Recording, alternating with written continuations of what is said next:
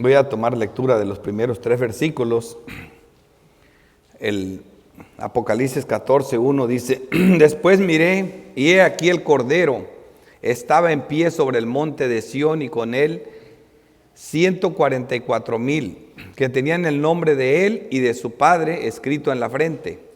Y oí una voz del cielo como estruendo de muchas aguas y como sonido de un gran trueno, y la voz que oí era como de arpista que tocaban sus arpas, y cantaban un cántico nuevo delante del trono y delante de los 4 seres vivientes y de los ancianos, y nadie podía aprender el cántico sino aquellos 144,000 que fueron redimidos de entre toda la tierra.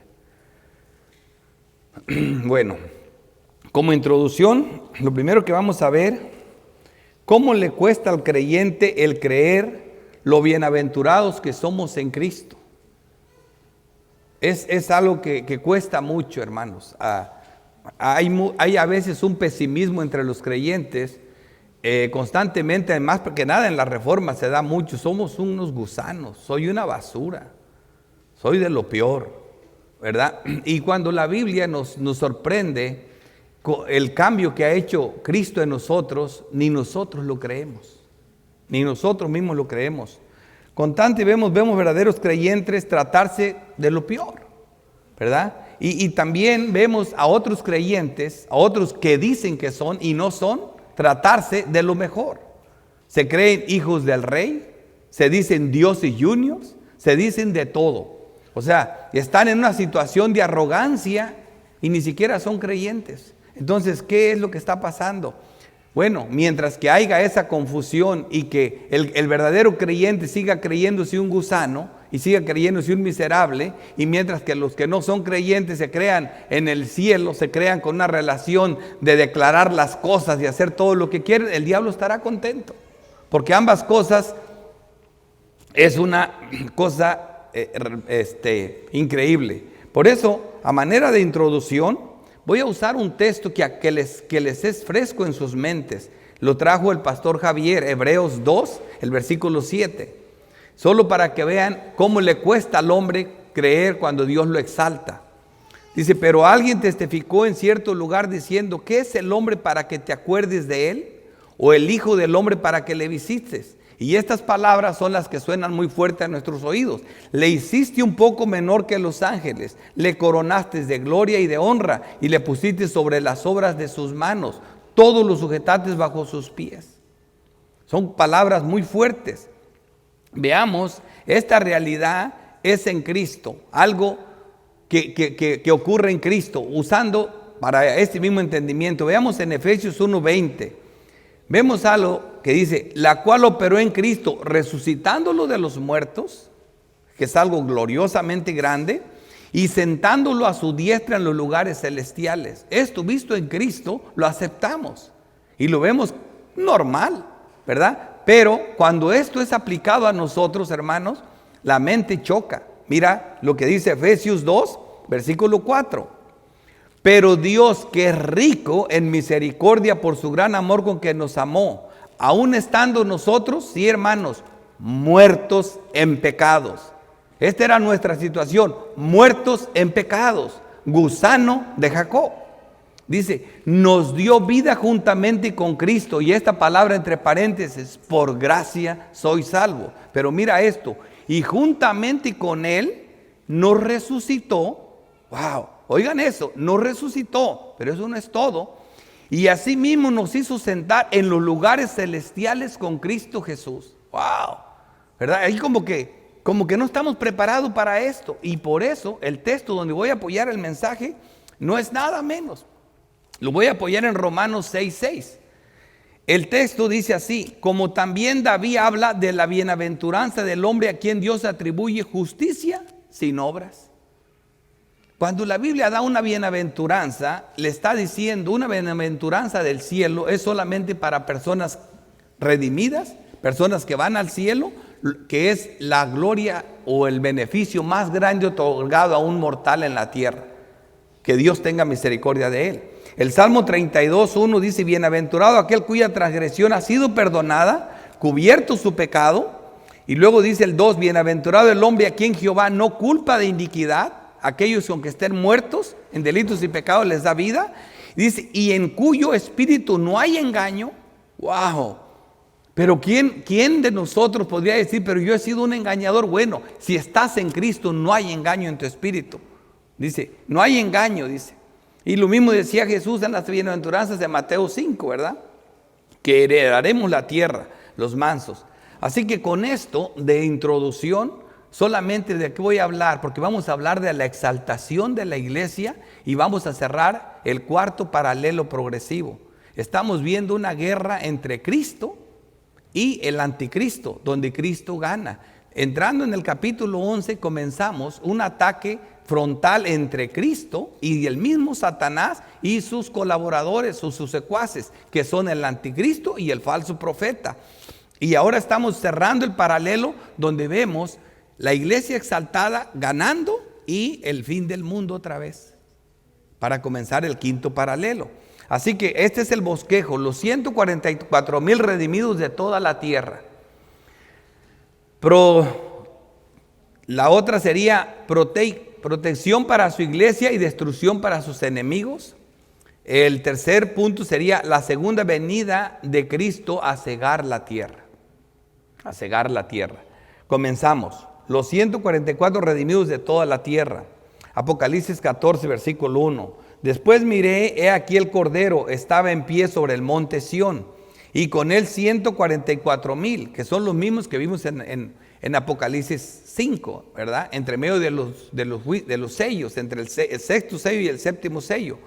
Allá vimos a la iglesia militante, estaba siendo sellada, marcada, guardada para que no fuera contaminada con las plagas de la tierra. Dice que tenían el nombre de él y de su padre escrito en la frente, y oí una voz del cielo como estruendo de muchas aguas y como sonido de un gran trueno. Y la voz que oí era como la de arpista que tocaban sus arpas. Y tocaban un cántico nuevo delante del trono y delante de los 4 seres vivientes y de los ancianos. Y nadie podía aprender el cántico sino aquellos 144,000 que fueron redimidos de entre toda la tierra. Primero, estos 144,000 que ya sabemos que es la iglesia, primero porque la misma iglesia también fue redimida de entre toda la tierra y estos también fueron redimidos de entre toda la tierra, pero lo que nos cuesta y lo que por la razón de que los avienta la mente del ser humano a todo menos a la iglesia es por lo que sigue. Estos son los que no se contaminaron con mujeres. Pablo puede ser uno incluido, si no son unos judíos especiales, pero hay otros más arrogantes que llegan a decir no, es un grupo de testigos de Jehová especiales o de mormones especiales. O sea, o los mismos católicos, son esos hombres que no tuvieron mujer. Primero, lo que no es este texto, ¿qué hombre de Dios se contamina con una mujer? Si Dios estableció el matrimonio, ¿cómo te va a contaminar una mujer? Para comenzar, eso es erróneo creer algo así. Dice, pues son vírgenes. Entonces, te imaginas, uno podría ser Juan el Bautista. Ahí la mente se vuelve loca. ¿Pero por qué? Porque no dejan que la Biblia se interprete con la Biblia, hermanos. Ese es el problema. Dice, estos son los que siguen al Cordero por donde quiera que va. Estos fueron redimidos de entre los hombres como primicias para Dios y para el Cordero. Dice, ya ves, son primicias. Bueno, todos ustedes son primicias, como lo van a ver ahorita. Y en su boca no fue hallada mentira. Wow, pero la mía soy un mentiroso. Sí, hermanos, tú eres un mentiroso. Como Isaías exclamó cuando vio el cielo abierto y la gloria de Dios. Mis labios son inmundos. No te preocupes, Isaías. Agarraron una brasa, un carbón encendido, le quemaron la boca. Dice, ahora estás purificado, ya no eres inmundo. Es Dios el que va a hacer la diferencia. Pues son sin mancha delante del trono de Dios. Wow, ¿cómo me dices que yo soy de los 144,000? ¿Es que no me conoces? Sí, te conozco. Pero lo que tú no sabes, que tienes la justicia perfecta de Cristo imputada a ti. No lo sabes o no lo quieres entender. Y entonces eso es lo grandioso de lo que vamos a ver. Para un mejor entendimiento, veamos primero la iglesia militante de Apocalipsis 7 para poder entrar en el texto. La iglesia en medio del juicio de los 7 sellos. Apocalipsis 7:3 dice, diciendo, no hagas daño a la tierra ni al mar ni a los árboles hasta que hayamos sellado en sus frentes a los siervos de nuestro Dios. O sea, allá vemos a la iglesia pasando por la tribulación, en medio de las trompetas, de los sellos. ¿Pero qué? Protegida, ¿verdad? ¿Por qué el sello en la frente? Bueno, ya vimos nosotros que esta marca, este sello es espiritual. ¿Me entiende? Por ejemplo, vemos en Deuteronomios 11:18. Por tanto, podréis estas mis palabras en vuestro corazón, en vuestra alma, y las ataréis como señal en vuestra mano, y serán por frontales entre vuestros ojos. ¿Eso qué quiere decir? Es la manera de cómo la palabra de Dios tenía que ser lo que controlara a los israelitas, y su mano derecha, la marca en la mano derecha era lo que hacían. O sea, tú vives a la luz de lo que crees o lo que te controla.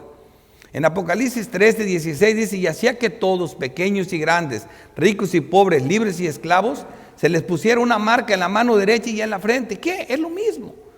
¿Cómo sabemos qué creyente tiene la marca de la bestia y qué creyente es la marca de Cristo, es sellado por Cristo? Porque lo que lo controla y lo que hace, ¿verdad? Lo que lo controla y lo que hace. ¿Dónde está? No está en una iglesia. ¿Por qué? Porque él vive para el mundo. Y todo lo que gasta, ¿dónde lo gasta? En sus placeres. Ese tiene la marca de la bestia. Ya lo vimos, ¿verdad? Y el que está aquí, el que busca a Dios, es porque está aquí, porque todo lo que lo controla es la palabra, y busca llenarse de la palabra de Dios. Versículo 4. Y llegó el número de los sellados, 144,000 sellados de todas las tribus de los hijos de Israel. Aquí vemos a la iglesia del antiguo pacto, representada por cada una de las tribus. ¿Cuál es este sello que tienen los creyentes? En 2 de Corintios 1:21 dice: el que es, confirma con vosotros en Cristo, y el que nos ungió es Dios, el cual también nos ha sellado. La doctrina te dice cuál es el sello, y nos ha dado las arras del Espíritu de nuestros corazones. Así que es un sello espiritual. Es un sello espiritual, es el Espíritu Santo morando dentro de nosotros. Efesios 4:30. Y no contristéis al Espíritu Santo de Dios. ¿Con qué? Con el cual fuiste sellado. Ya sabes de qué significa el sello. Créele a Dios. Te está diciendo que el Espíritu Santo es el que te selló. Dice que no lo contristes, con el cual fuiste sellado para el día de la redención. Son redimidos. Veamos cómo los 140,000 sellados de las tribus de Israel pasa a referirse a todo el pueblo de las tribus del pueblo de Dios. ¿Qué es esto? Versículo 9, después de esto miré, he aquí una gran multitud, la cual nadie podía contar, de todas naciones. Así que no nomás son los 12 israelitas, no. Para los que tienen esa mentalidad, no, estos son un grupo especial de judíos. No. Estos dice, los cuales nadie podía contar, de toda nación, tribu, pueblo, lengua, que están delante del trono y en presencia del Cordero, vestidos de ropas blancas y con palmas en las manos. Y clamaban a gran voz diciendo: la salvación pertenece a nuestro Dios que está sentado en el trono y del Cordero. Esto es lo que vemos aquí. Después de ver a la iglesia del antiguo pacto, vemos ahora a la iglesia del nuevo pacto, en esta muchedumbre que nadie puede contar, que es la promesa que Dios le hizo a Abraham. En Génesis 15, versículo 5. Y lo llevó fuera y le dijo: mira ahora los cielos y cuenta las estrellas si las puedes contar. Y le dijo: así será tu descendencia. O sea que la descendencia de Abraham no se limita a las 12 tribus, sino a todo tribu, lengua, pueblo y nación. Hebreos 11:12. Por lo cual también de uno, y ese ya casi muerto, hablando de Jacob, salieron como las estrellas del cielo en multitud, y como lo eran innumerables, y como la arena innumerable que está a la orilla del mar. O sea, de esas 12 tribus ahora pasa a ser pueblos, lenguas, naciones, tribus de todo pueblo. Aquí la doctrina nos deja claro que los 144,000 son un número simbólico de la totalidad de los redimidos de los dos pactos. Romanos 4:16. Por tanto, es por fe para que sea por gracia, a fin de que la promesa sea firme para todos. En esta promesa de su descendencia, no solamente para la que es de la ley, no solo para las 12 tribus de Israel, sino también para lo que es de la fe de Abraham, el cual es padre de todos nosotros. Ya sabemos que por fe somos hermanos de las 12 tribus y somos hijos de Abraham. Dice: como está escrito, te he puesto por padre de muchas gentes. Así que no solo de aquellas tribus, sino de todos. Dice: y ahora vemos nuestro texto, la iglesia triunfante ya en el cielo. Ya vimos el antes de la iglesia militante en medio de las dos copas. Ahora veamos después la iglesia triunfante, que es nuestro texto. Con esto asiento bien el mensaje. Apocalipsis 14:1. Después miré, aquí el Cordero estaba de pie sobre el monte de Sión, y con él 144,000 que tenían el nombre de él y de su Padre escrito en la frente. Aquí tenemos la iglesia triunfante. Y oí una voz del cielo como estruendo de muchas aguas, están en el cielo, y como sonido de un gran trueno. Y la voz que oí era como de arpista que tocaban sus arpas y cantaban un cántico nuevo delante del trono. Ahora, ¿dónde están? Ya no están allá en medio de los sellos, ¿verdad? Ahora están delante del trono y delante de los 4 seres vivientes en el mismo cielo y de los ancianos, y nadie podía aprender el cántico sino aquellos 144,000 que fueron redimidos de entre toda la tierra. Y estos 14 que están a punto de hacerse miembros de la iglesia, los 7 de ahora y los 7 del próximo domingo, están empezando a contarse en estos 144,000, y muchos ya son. Solamente lo están confirmando. Dice, y cantaban un cántico nuevo delante del trono. Este canto solo se canta en el cielo. Y ahorita me gocé mucho que el hermano Jesús justo fue a dar a ese canto que está en el próximo mensaje. El próximo mensaje que voy a predicar, les voy a decir, este canto pónganlo al principio y al fin, el que hoy acabamos de cantar. Porque este canto es uno de esos. Nadie que no haya sido redimido por la sangre de Cristo puede conocer, ni mucho menos cantar este cántico. Apocalipsis 5:8 dice, y cuando hubo tomado el libro, los 4 seres vivientes y los 24 ancianos se postraron delante del Cordero. Todos tenían arpas y copas de oro llenas de incienso, que son las oraciones de los santos, y cantaban un nuevo cántico diciendo, digno eres de tomar el libro, de abrir sus sellos, porque tú fuiste inmolado, con tu sangre nos has redimido para Dios de todo linaje, lengua, pueblo y nación. Así que los 144,000 se extienden a todo esto que estamos viendo aquí, a todo el mundo. Estos son los que no se contaminaron con mujeres, pues son vírgenes. Ok, ya dices que no se trata de mujer, entonces explícalo. Bueno, yo no lo voy a hacer, lo va a hacer la Biblia. Porque tú dices, pastor, ahí estoy descalificado porque yo sí tengo mujer. Primero, no te contaminas con tu esposa. Y segundo, fíjate lo que dice la Biblia. Segunda de Corintios 11:2. Porque os celo con celo de Dios, pues os es desposado con un solo esposo, hablándote como iglesia, para presentarte como una virgen pura a Cristo. Sí, hermano, si eres creyente, eres virgen. Así te presentó Cristo a Dios como una virgen pura, sin mancha. Si crees, créele a Dios. No andes pensando en locuras de otros hombres que le dan vuelo a la cabeza. No importa quién sean, están equivocados. Créele a Dios. Y si pensamos lo que estos corintios eran antes, es aún más sorprendente lo que la sangre de Cristo puede hacer. ¿Qué te quiero decir? Si te sorprende esto, te va a sorprender más cuando te ponga el paño negro para que brille el diamante. Oye esto, Primera de Corintios 6:9. Sí, hermano, yo te estoy entendiendo y la Biblia también. Mira lo que dice. ¿No sabéis que los injustos no heredarán el reino de Dios? No erréis, ni los fornicarios, ni los ladrones, yo sé que ahí te vas a identificar bien pronto, ni los adúlteros, ni los afeminados, ni los que se echan con varones, ni los ladrones, ni los avaros, ni los borrachos, ni los maldicientes, ni los estafadores heredarán el reino de Dios. Y esto eras algunos, por no decirlo todos. Y esto eras algunos. ¿Qué dice? Mas ya habéis sido lavados, ya habéis sido santificados, y habéis sido justificados en el nombre de Señor Jesucristo por el Espíritu de nuestro Dios. O sea que te cuesta creer, hermano. Me duele cuando los creyentes se tratan peor que un perro. Soy una basura, soy un asco. Te estás sintiendo mal, pero no eres eso ya, hermano. No eres eso. Y también me duele cuando personas que no son creyentes dicen soy Dios Junior. Declarando y haciendo tonterías. O sea, qué feo no tener un entendimiento. Estos son los que siguen al Cordero. Vamos a continuar. Por donde quiera que va, estos fueron redimidos de entre los hombres como primicias para Dios y para el Cordero. Ya ves que son especiales, estos son primicias. Bueno, dejemos la doctrina. Santiago 1:18. Él de su voluntad nos hizo nacer por la palabra de verdad. O sea, de su voluntad, nada que tenga que ver con nosotros. ¿Para qué? Para que seamos primicias de sus criaturas.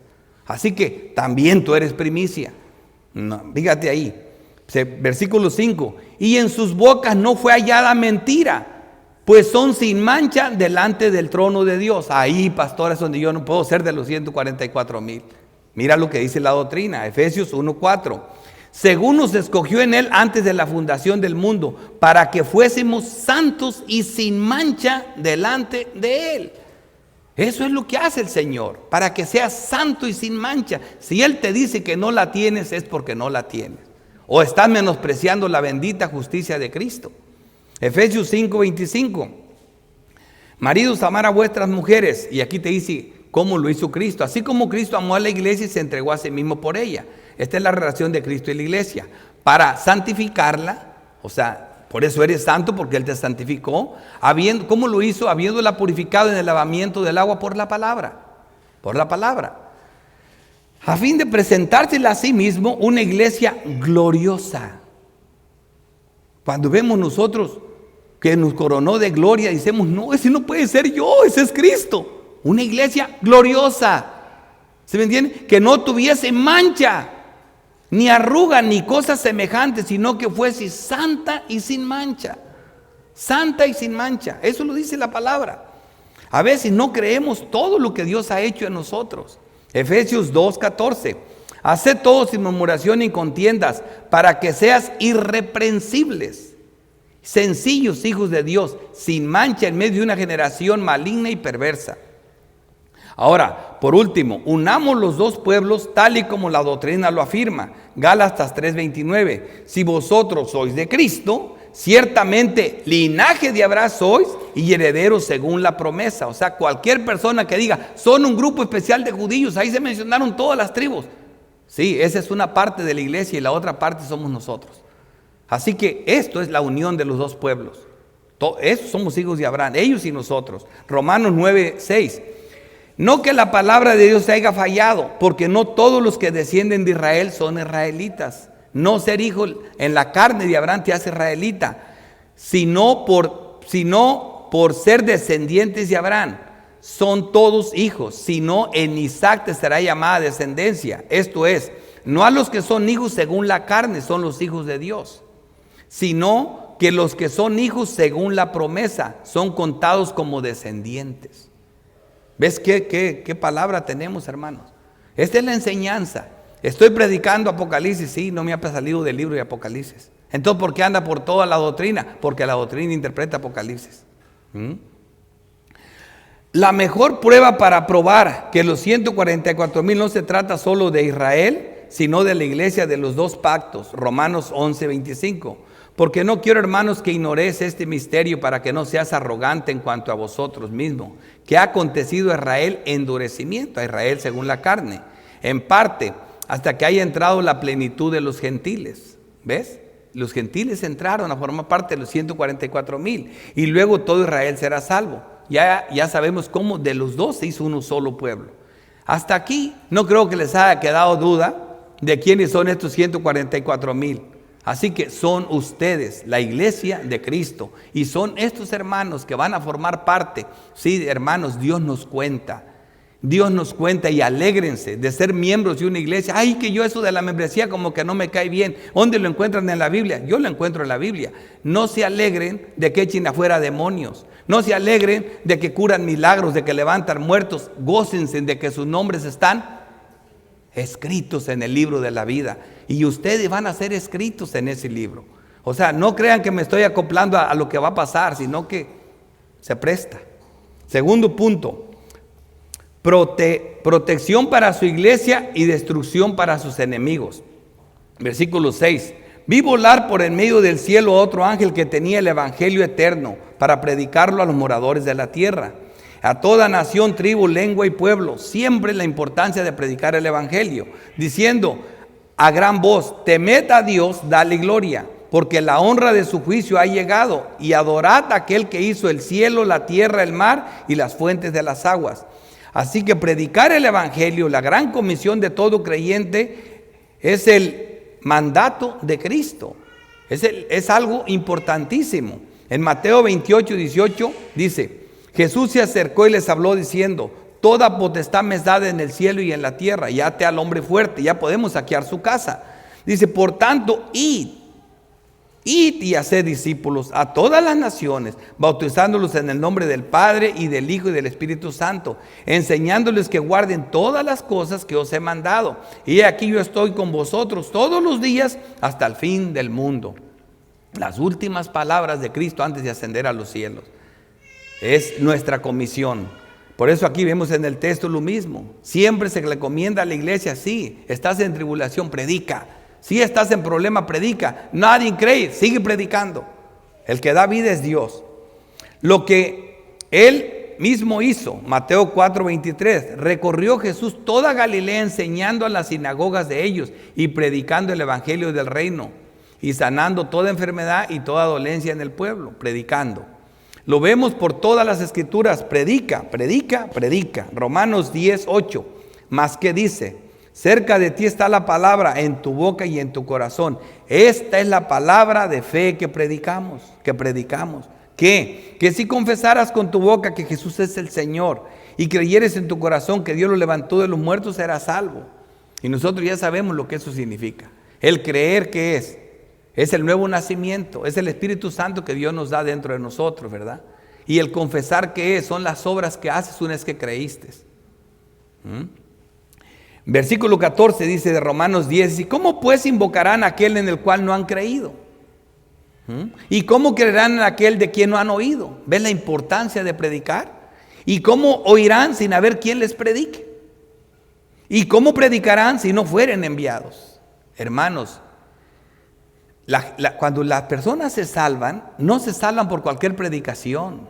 O sea, ¿por qué te digo que no fueren enviados? Porque cuántos hombres que se jactaron de decir que mandaron miles y miles de personas por todo el mundo al cielo por una predicación tan corriente como repite conmigo estas palabras y ya bienvenido al cielo.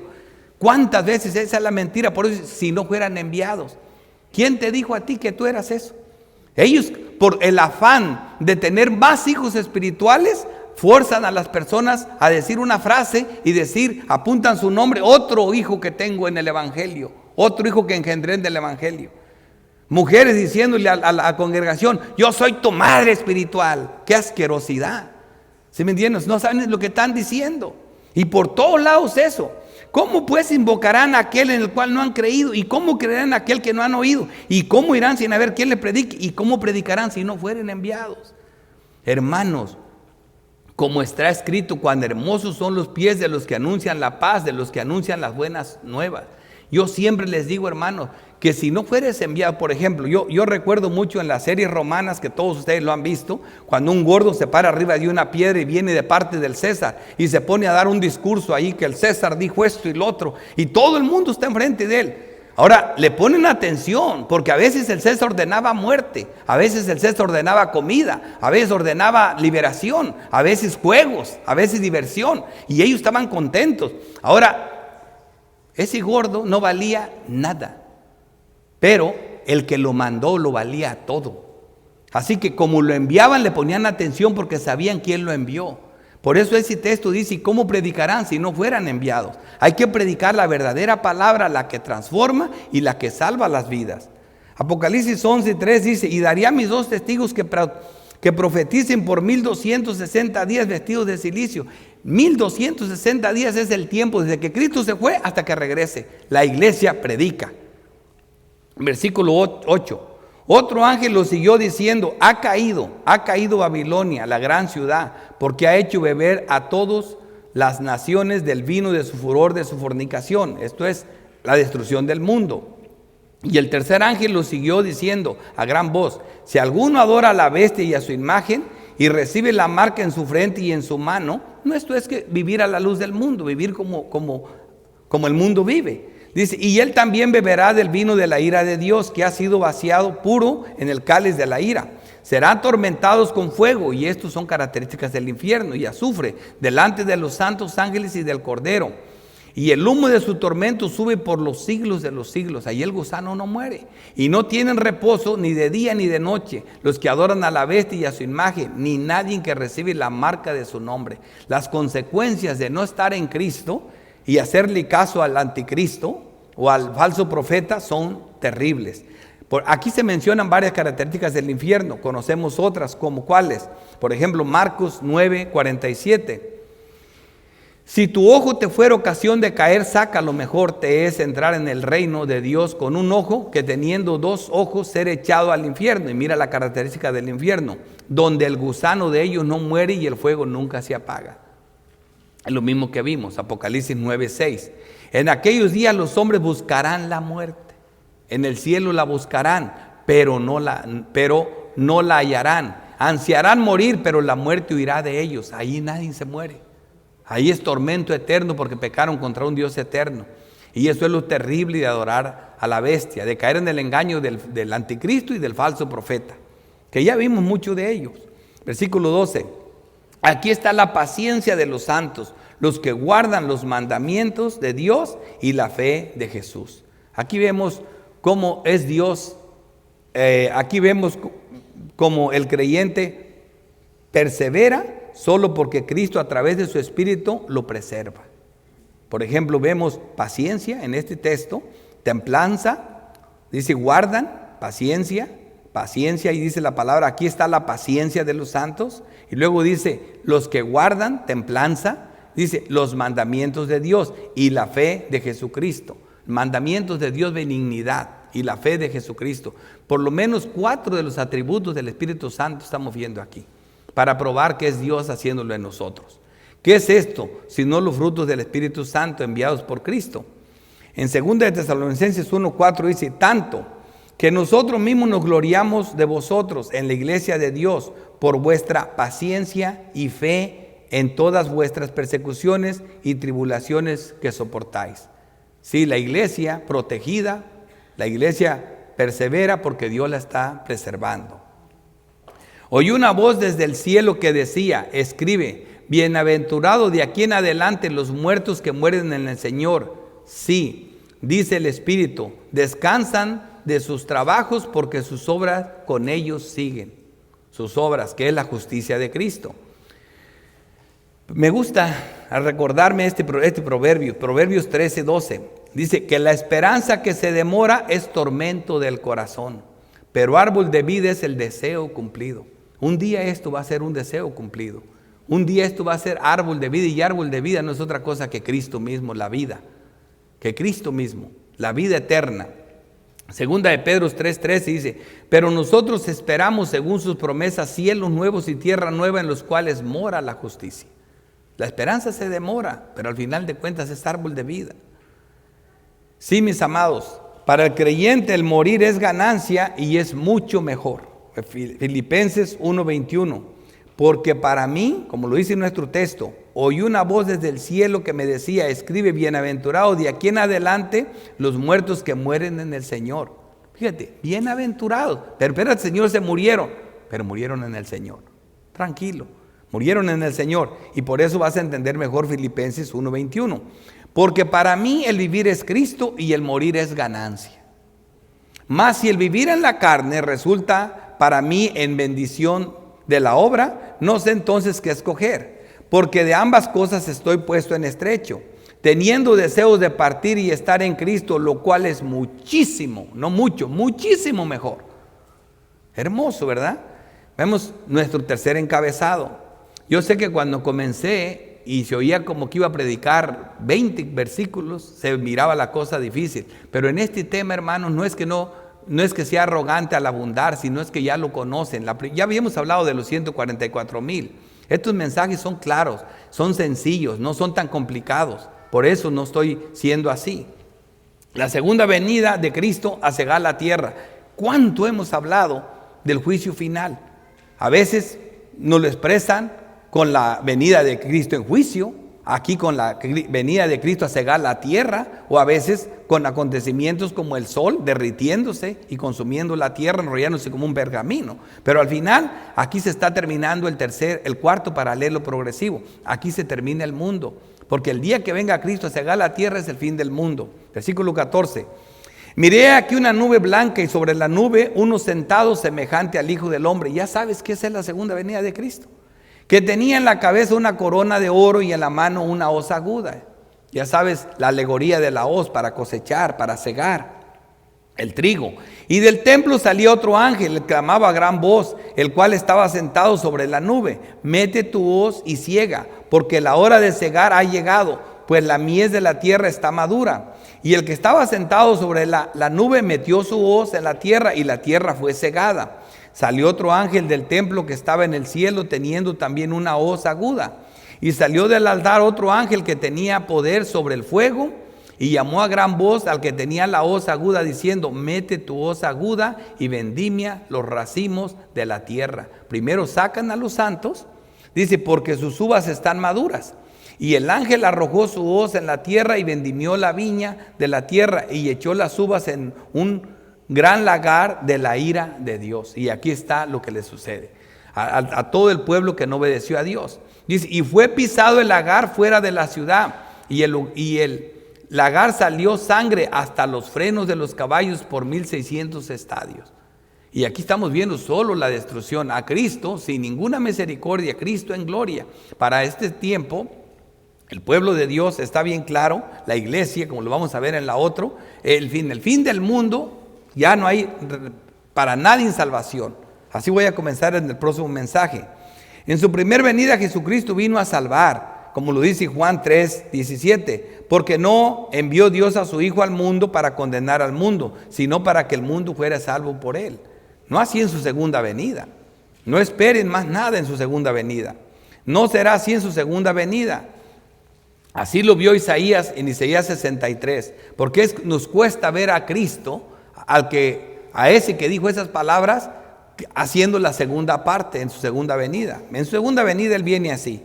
Vemos primero lo profetizado acerca de su segunda venida en juicio para vendimiar la tierra.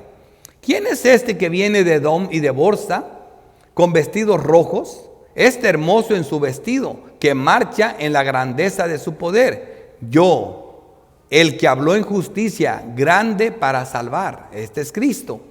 Dice: ¿por qué es rojo tu vestido y tus ropas como de que has pisado el lagar? He pisado yo solo el lagar, y de los pueblos nadie había conmigo. Los pisé con mi ira y los hollé con mi furor. Óiganlo bien, los pisé con mi ira y los hollé con mi furor, y su sangre salpicó mis vestidos y manché todas mis ropas. Por eso la sangre corría por varios estadios, dice. Porque el día de la venganza está en mi corazón, y el año de mis redimidos ha llegado. O sea, primero ocurre una cosa y después la otra, como le dije yo. Dice: miré y no había quien ayudara, y me maravillé que no hubiera quien sosteniese, y me salvó mi brazo y me sostuvo mi ira. Y con mi ira ahollé los pueblos y los embriagué en mi furor, y derramé en tierra su sangre. ¿Cómo lo vemos en nuestro texto? Por muchos estadios, abarcaba un pedazo grande, mucha sangre. Así lo dijo el mismo Cristo en Mateo 25:31. Cuando el Hijo del Hombre venga en su gloria, no vendrá a ver quién se salva, y todos los santos ángeles con él. Entonces se sentará en su trono de gloria, y serán reunidos delante de él todas las naciones, y apartará los unos de los otros, como aparta el pastor las ovejas de los cabritos. Como le dije, uno los aparta y a otros los pisa. Esta es la roca. El que con él se quebrara será salvo, pero el sobre quien la roca cae lo hará pedazos o polvo. Lo mismo vemos con la doctrina en 2 de Tesalonicenses 1:7. Y a vosotros que sois atribulados, daos reposo con nosotros cuando se manifieste el Señor Jesús desde el cielo con los ángeles de su poder. Van a ocurrir dos cosas: primero protección y luego destrucción. Protección para sus santos, destrucción para sus enemigos. En llama de fuego, siempre sabemos eso, para dar retribución a los que no conocieron a Dios ni obediesen al evangelio de nuestro Señor Jesucristo. Por eso predica, los cuales sufrirán pena de eterna perdición, excluidos de la presencia del Señor y de la gloria de su poder. Eso es lo que estamos viendo aquí. Yo sabía que no me iba a tardar en esto, porque es sencillo esta parte. Estamos viendo lo mismo, hermanos. ¿Qué es lo que vimos aquí? Vimos en este paralelo, se presenta al dragón enfrente de la mujer, esperando que naciera su archirrival, su antagónico rival, Cristo, el que le iba a aplastar la cabeza, quería destruirlo. Pero no lo destruyó. Cristo le dio un golpe mortal a él sobre la cabeza. En la cruz, Cristo triunfó sobre demonios y potestades. El Hijo fue llevado al cielo. Pero cuando el Satanás vio que el Hijo había sido llevado al cielo, se fue muy enojado a hacer guerra contra el resto de la mujer, contra la descendencia de ella, de Cristo, a la iglesia, donde la iglesia es guardada, perseguida, y dice ahí el tiempo por 1260 días, 42 meses, 3 años y medio, que es el mismo periodo de tiempo. ¿Qué tiempo abarca eso? Es un número simbólico del pueblo de Dios, donde va a ser perseguido, a la vez guardado por tribulaciones, pero bien protegidos con Dios. Y eso es lo que estamos viendo. Aquí vemos el primer asalto del dragón, el anticristo del capítulo 13, y la bestia que fue del capítulo 13, versículo 11 en adelante. La bestia que viene siendo el falso profeta. Y eso es lo que estamos viendo aquí. Ahora vemos otra vez que todo esto concluye con el fin del mundo. Y aquí ya vamos a entrar a nuestro quinto paralelo, que sería el versículo 14 y el 15 con las 7 copas finales, postreras de la ira de Dios. Vamos a dar 3 aplicaciones. ¿Quiénes son los 144,000 según la doctrina? Y yo no creo que ya haya duda de esto. Todas las interrogantes, todas las dudas que tenía, yo creo que se te quitaron. Yo sé que dijiste, pastor, yo no soy virgen. Pastor, yo no tengo los labios que no haya mentido, yo miento. Pastor, yo no soy justo. Sí, ya viste todo lo que Cristo ha hecho por ti. Aquí en Efesios 1:13 dice, en Él también, vosotros, en Cristo Jesús, habiendo oído la palabra de verdad. Eso es lo que te digo, hermanos.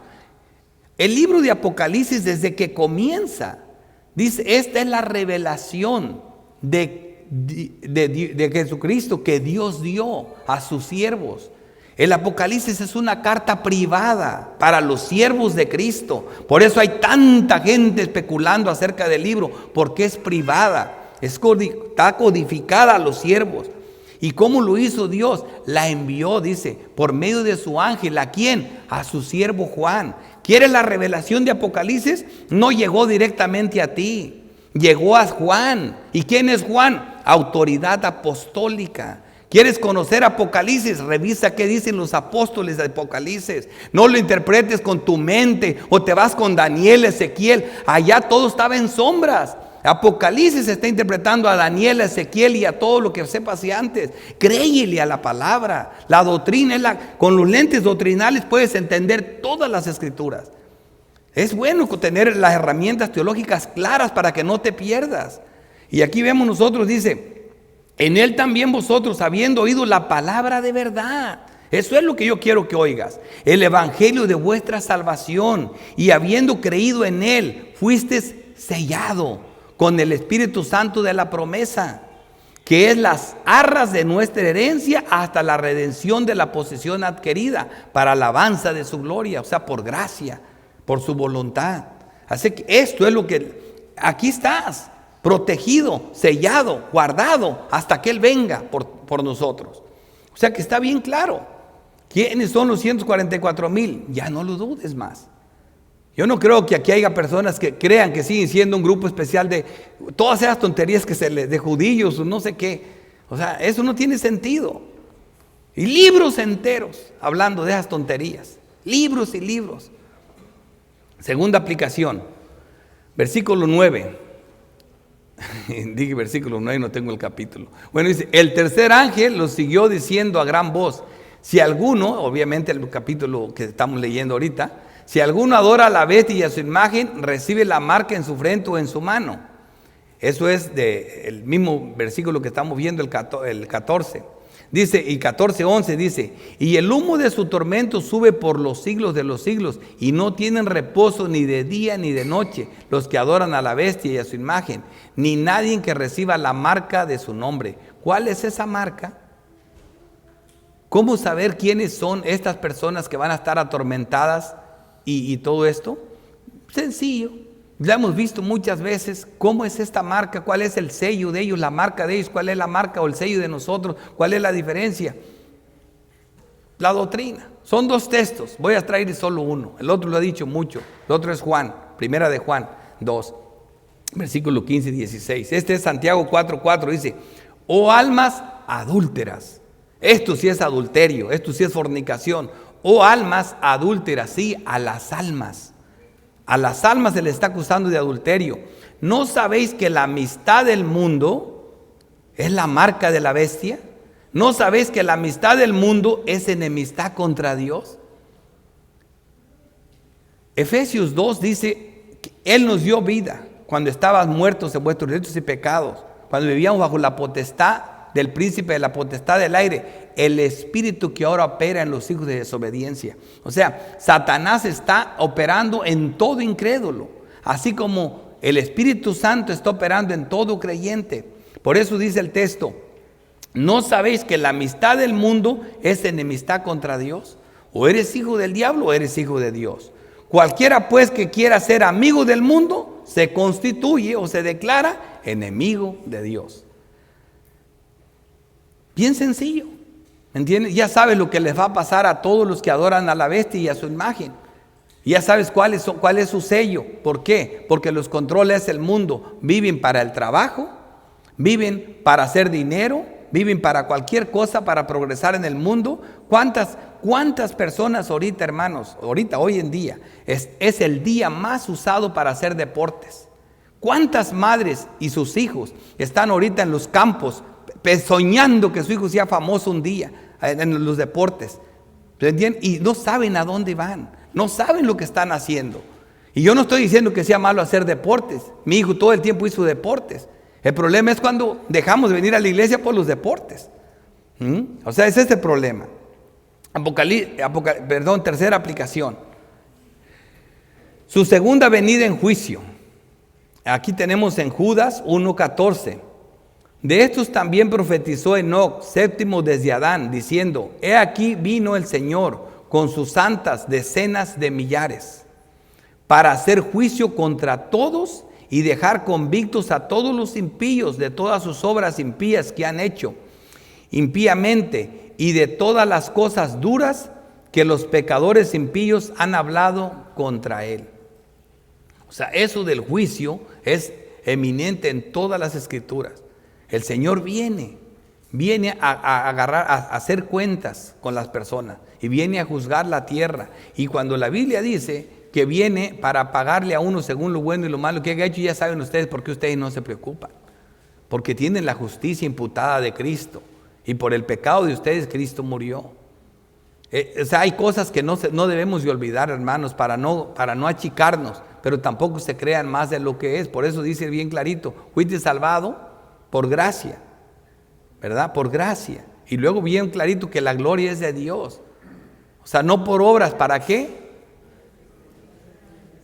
Sí saben, para que no nos gloriemos, pero tampoco no menospreciemos la obra de Cristo a favor nuestro y la grandeza que tenemos en Cristo.